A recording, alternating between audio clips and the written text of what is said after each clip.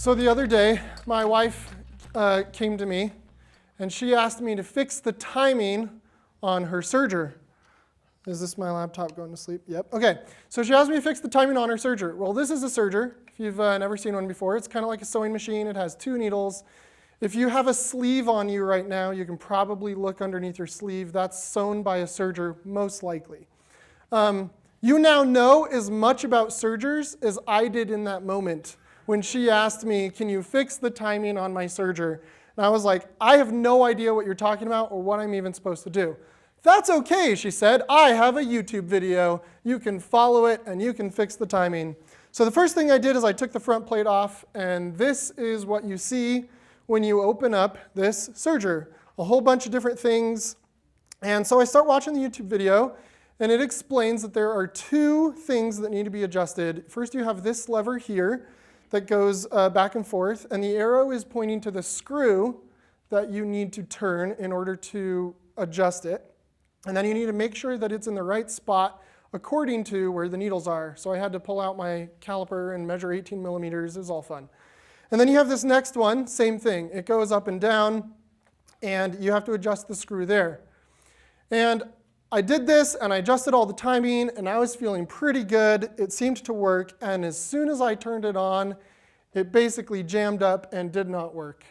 So this is probably an experience you've all experienced, right? You're following a tutorial, you feel pretty good about it, you go to finally run your code, boom, error. You're like, well, the tutorial didn't tell me I was going to get an error, so I'm not really sure what to do. So in this moment, I didn't know anyone who knew about sergers. I called the sewing machine company, and they charged $250 to just adjust these 2 screws. So I didn't want to pay that money. So instead, I used some skills to try to figure out what the problem was. And after a lot of solutioning, I found out that underneath, there's this little rod with this nice square spot, and those 2 screws that you see were loose, and that was causing the whole mechanism to slip even though I had the timing correct. So I used a bunch of skills to figure this problem out myself, and this is no different than code. Even though this isn't a programming problem, you can solve problems you don't know the answer to by using skills. One of the things I want to talk about is there are 2 types of environments that you will be in when you try to debug issues. The first would be like an on-call type of environment. Raise of hands who has ever been on call. Okay, lots of people. Okay, now raise your hands again if you've ever had to personally deal with a production outage.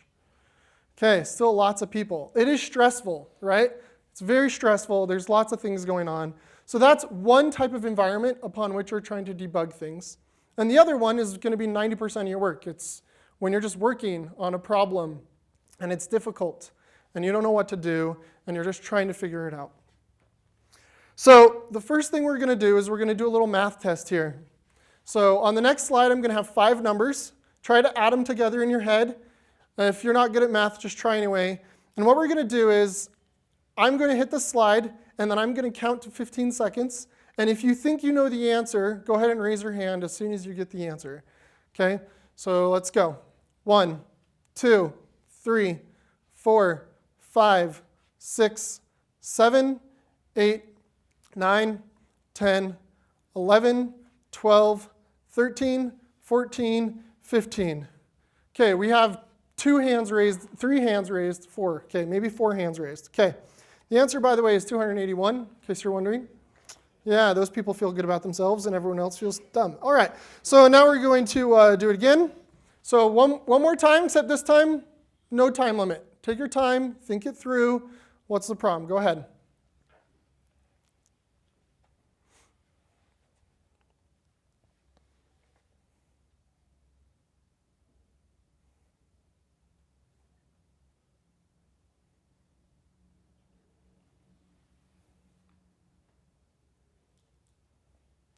Okay, so there were like 7 hands this time. And by the way, that was also 15 seconds, in case you're wondering.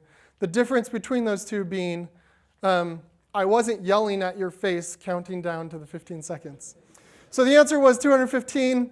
So that pressure of me telling you every second of what's going on did not help you solve the problem. As soon as I told you, oh, no time limit, don't worry about it, even though there secretly was a time limit, you were actually able to think more logically and think more clearly.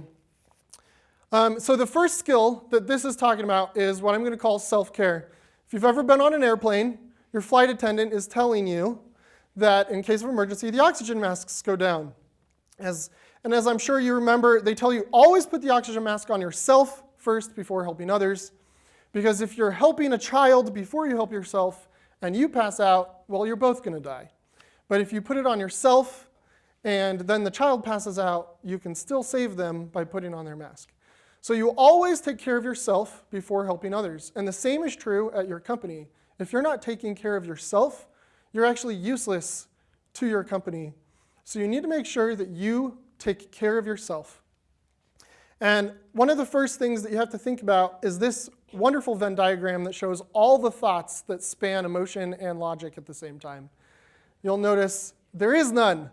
These two are completely opposite. You cannot think emotionally and logically at the same time. Your emotional brain will take over your logic brain.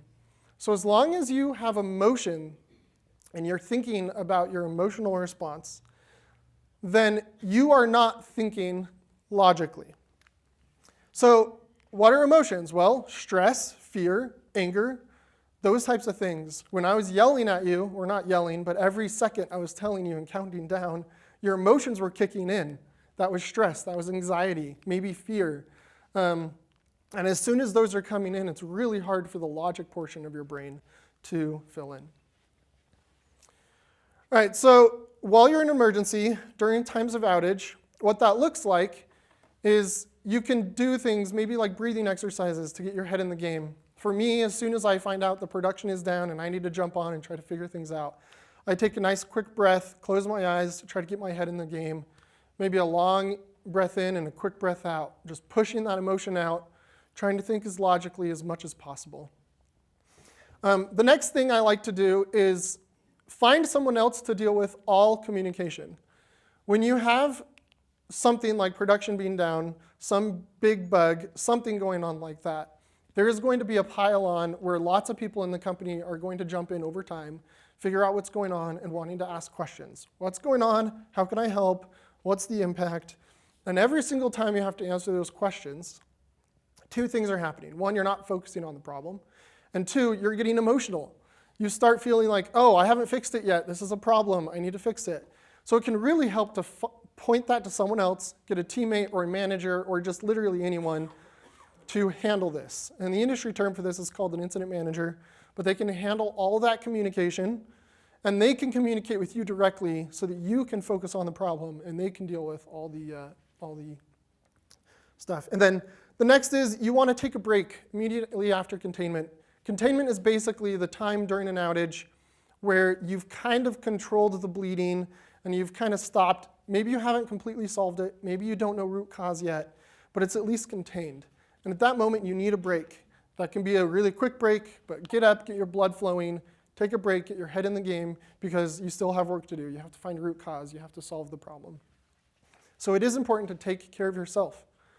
For a non-emergency situation, when you're trying to focus on a problem, I find you need to have rituals to help your brain focus. Rituals such as putting on headphones, listening to music, sitting in a specific way, going to a specific room, just something that you do all the time, every time you want to focus, because over time, that will trigger your brain, okay, I'm in focus mode. It is time to think deeply, and it helps your brain know when to engage. Make sure you're taking breaks, that you are adequately energized. You have the food and the water that you need. Your blood is flowing. Anytime you feel I'm completely stuck and have no direction where to go, if you're looking into a problem and you're just like, I'm lost, I don't know what to do not sit there and try to force yourself through the problem. It will hurt. You need to take breaks. You can remove distractions. Things like social media can pester your brain and keep telling you not to focus on the problem at hand. So remove those distractions. And then the last one, I said shower cycle. And what that really is I've noticed that I myself solve most of my difficult problems while I'm in the shower. And so a shower cycle is basically thinking about the problem, letting it sit for many days, and have opportunities to just let it sit there in your brain so that those moments always come when you're least expecting them. All right, so for this next skill, I wrote this function. It's called matchesPattern. I'm specifically not showing you what's in the function. It takes in 3 numbers and returns an answer. So for example, it could take in the number 111, and I would tell you, does that match the pattern? If the pattern was all numbers must be 1, then it would be a true. Otherwise, it would be false. So what I'm going to ask is for a volunteer to come down and see if they can figure out my pattern by asking me a bunch of numbers. So you would just ask me 3 numbers at a time. I'll tell you if it's the answer or not. And then you let me know if you think you know the pattern. Little caveat, this is being recorded, so if you volunteer, you will be recorded. So do we have any volunteers to come up here and potentially try out to guess this pattern? No one? No one wants to volunteer? Okay, 1 volunteer. Awesome. I'll take the bait.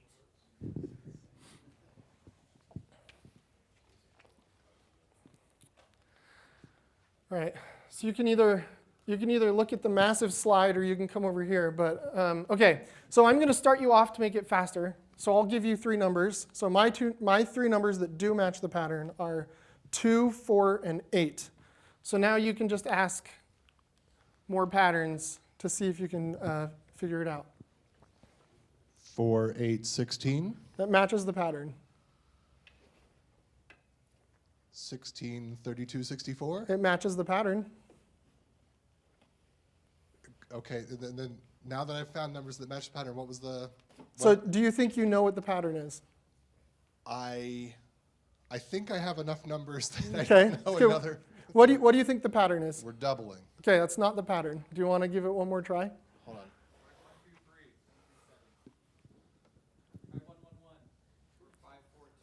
3. Okay. No, I'm going to go with 1, 2, 3. Okay, 1, 2, 3 does match the pattern. 1, 1, 1. Does not match the pattern. 1, 1, 2. 1, 1, 2 does not match the pattern. 1, 2, 1. Does not match the pattern. Okay, I think that the pattern is the numbers are greater. Yes, good job. Okay, that was perfect. Thank you, I'll pay you later. Okay, so there's a concept here which is called anchoring. I intentionally anchored him to the numbers 2, 4, 8 to get him to think about the doubling pattern. That was intentional. And sometimes as developers, we know the problem spots in our code. We know the problem spots in our infrastructure. Or we have just one specific architectural thing that change we've been wanting to make for months or years. And those are anchoring on our brains so that when problems happen, we want to believe that those are the issues because that's where our brain goes. So the skill I want to talk here is about eliminating bias. And in this case, it was a cognitive bias. Your brain was already thinking about one specific pattern, and it wants to double down. And the way we get rid of this bias is instead you need to prove yourself wrong. So the first questions that were asked was doubling down on the doubling. Is this still a doubling pattern? And then figured out, okay, what if it's not that? And then the questions that were asked after that were wonderful. Is it 1, 1, 1? Is it 1, 2, 1? Right? You're asking all these questions to try to figure out, oh, am I completely wrong? What could the pattern even possibly be? So you need to try to prove yourself wrong. Get away from anchoring yourself on your own cognitive biases as much as possible. In science, this is called making a hypothesis. Most scientific methods, you don't make a hypothesis and try to prove yourself wrong. You don't try to prove yourself right. You try to prove yourself wrong. You're trying to figure out if you can disprove your current theory of how you portray the world. All right, so in this picture, this guy is balancing a broom on his fingers. And if I were to ask you to balance a broom on your fingers, there's really 3 methods you could use to do it. Method 1 is you know the magical trick, and that's actually what the guy in this photo is doing. And by the way, the trick is if you take your 2 fingers on the 2 sides and you just move them to the middle, it'll naturally find the balancing point because the friction on the broom will balance it out and all that stuff. So you can know the trick. But you're debugging a difficult problem, so you probably don't know the trick. So another solution you could take is you could measure the broom and weigh the broom and calculate where the middle point is.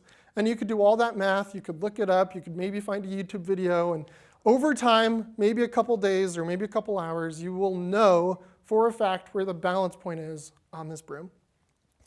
And then the third method you could take is you could just put the broom on your finger, and when it falls, you move it, and you move it. And you just keep doing that until you're balancing the broom. And that will take you probably a couple seconds. You could probably figure that out really fast without knowing any of the science, without knowing how long the broom is, without knowing how much it weighs. You can figure it out.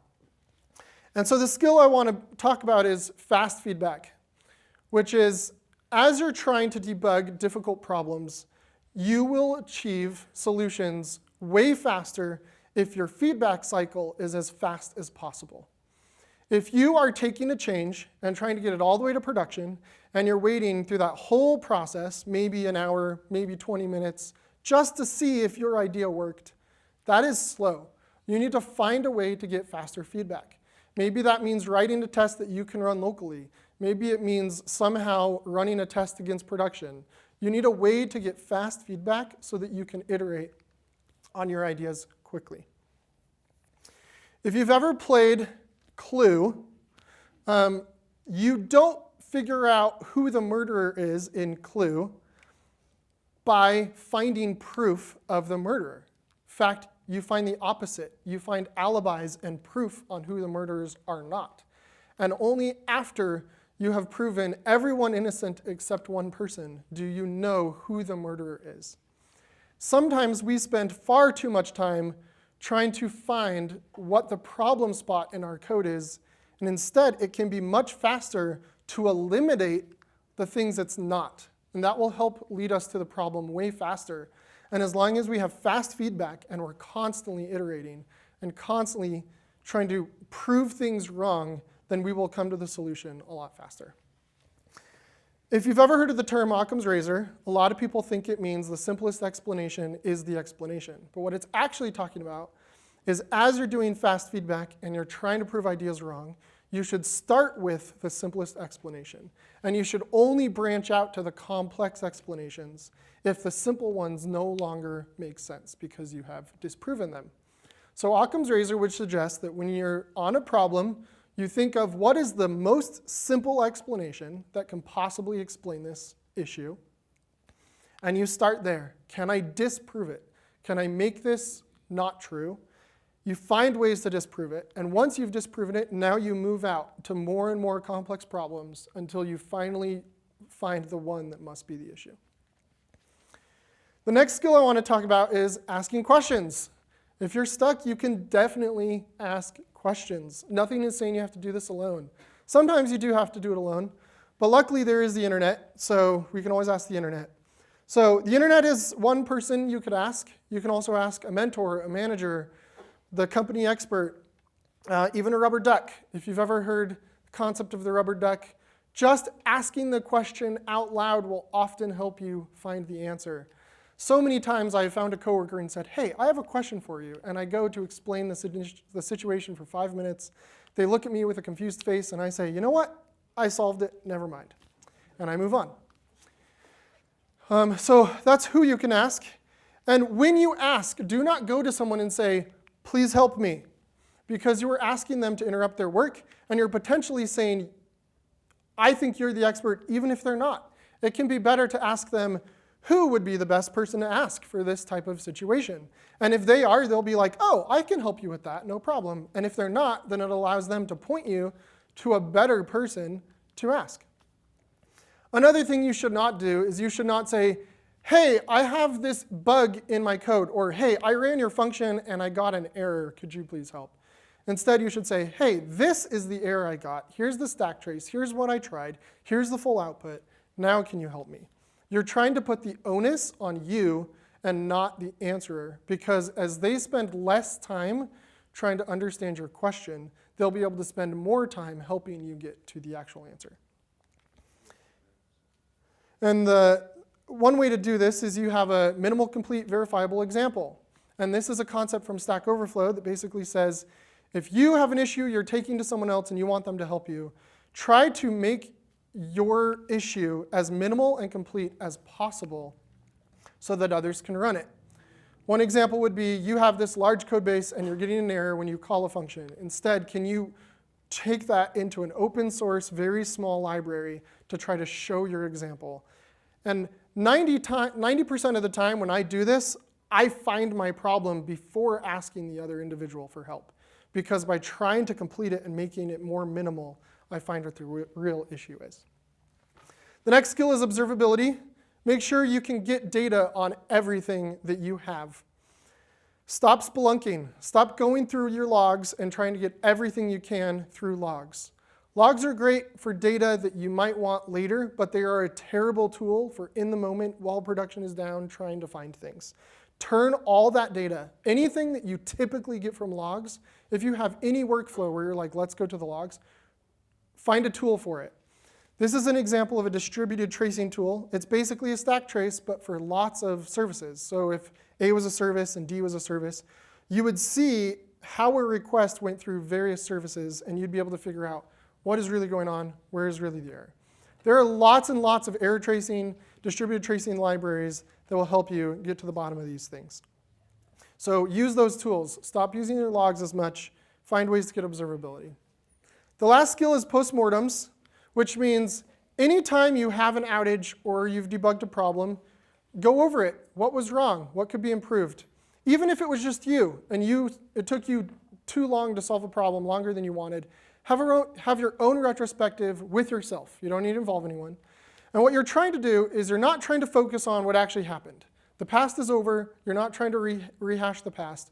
What you're trying to do is ask yourself, what tools and processes did I use that could be improved? What tools could I have used had we already had those? What data could I have used if we had that data? And you're trying to improve that loop so that next time you're stuck or next time an issue happens, you're able to solve the issue even faster. In the Unicorn project, Gene Kim said that the improvement of daily work is more important than doing work itself. Over time, through your entire career, I guarantee you, you will get more and more work coming to you. It will never slow down. The only way you will survive is by improving. So the importance of improving your own ability is critical. Improvement of daily work is more important than daily work itself. So the skills that we went over is you have self-care, taking care of yourself, making sure that you are okay emotionally and mentally. You're eliminating bias. Forget about the things that you want to be the problem. Focus on what really is the problem. Getting fast feedback. Speed matters. You need to ask a ton of questions and eliminate all the problems. Make sure you ask good questions and put all the effort into the question. You get observability. Get all the data you can possibly get, and then improve the process. Iterate on this, get better, learn over time. Thank you.